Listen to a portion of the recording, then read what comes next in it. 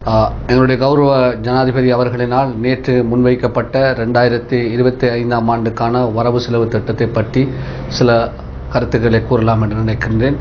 இந்த வரவு செலவு திட்டமானது பொதுவாக இந்த நாட்டுடைய பொருளாதாரத்தை முன்னேற்றம் என்ற நோக்கத்தின் அடிப்படையிலும் இந்த நாட்டினுடைய செலவுத்தானத்தை குறைத்து வருமானத்தை ஈட்டி இந்த நாட்டினை ஒரு சிறந்த முறையில் ஒரு அபிவிருத்தி அடைந்த நாடாக மாற்ற வேண்டும் என்ற எண்ணக்கருவில் எங்களுடைய கௌரவ ஜனாதிபதி அவர்கள் இந்த நேற்றைய பாராளுமன்றத்தில் சமர்ப்பித்திருந்தால், குறிப்பாக சொல்லப்போனால் அதிகமான ஒதுக்கீடு கல்விக்கு ஒதுக்கப்பட்டிருக்கின்றது. ஒரு சிறந்த சமூகத்தை உருவாக்க வேண்டும் என்றால் ஒரு கல்வியானது மிகவும் முக்கியமான ஒன்றாக காணப்படுகின்றது.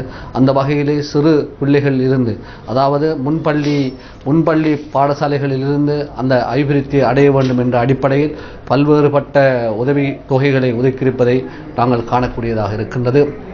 அது மட்டுமல்லாமல் அடுத்ததாக சுகாதார சேவைக்கு கூடுதலாக ஒதுக்கப்பட்டிருக்கின்றது. உண்மையிலேயே ஒரு நாட்டுடைய மக்களுடைய சுகாதாரம் ஒரு முக்கிய ஒன்றாக இருக்கின்றது. அந்த வகையில் இந்த நாட்டினுடைய சுகாதாரத்தை கட்டியெழுப்புவதற்காக அதிகமான பணம் ஒதுக்கப்பட்டிருப்பது ஒரு வரவேற்கத்தக்க ஒரு விடயமாக இருக்கின்றது. மற்றும் ஏழை மக்களுக்கான ஒரு சில நிவாரணங்கள் அதிகமாக அளிக்கப்பட்டிருப்பதை நாங்கள் காணக்கூடியதாக இருக்கின்றது. அந்த வகையிலே வறிய மக்களின் பொருளாதாரத்தை மேம்படுத்துவதற்காக அஸ்வஸ்ம திட்டத்தினூடாக அவர்களுடைய கொடுப்பனவுகள் அதிகரிக்கப்பட்டிருப்பதையும் நாங்கள் காணக்கூடியதாக இருக்கின்றது.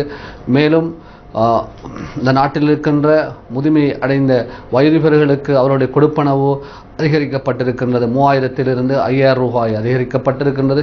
அதே போல மாற்றுத்திறனாளிகள் மற்றும் சிறுநீரக நோயாளர்களுக்கான கொடுப்பனவுகள் 10,000 அதிகரிக்கப்பட்டிருப்பதை இங்கு காணக்கூடியதாக இருக்கின்றது.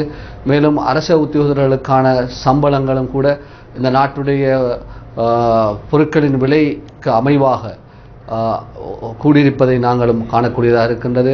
மேலும் பல்வேறுபட்ட இந்த வரவு செலவு திட்டத்தில் இன்னொரு வகையில் பார்க்கின்ற போது எல்லோரும் வாசித்து விளங்கக்கூடிய அமைப்பில் கட்டங்கட்டமாக வரையறுக்கப்பட்டிருப்பதை நாம் காணக்கூடியதாக இருக்கிறது.